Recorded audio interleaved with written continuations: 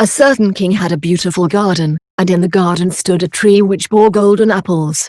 These apples were always counted, and about the time when they began to grow ripe it was found that every night one of them was gone.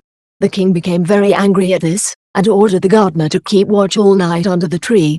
The gardener set his eldest son to watch, but about 12 o'clock he fell asleep, and in the morning another of the apples was missing.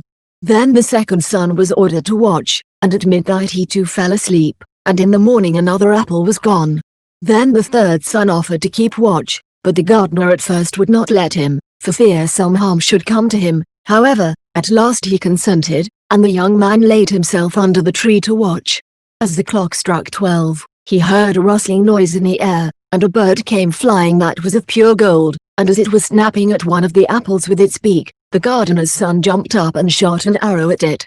But the arrow did the bird no harm, only it dropped a golden feather from its tail, and then flew away.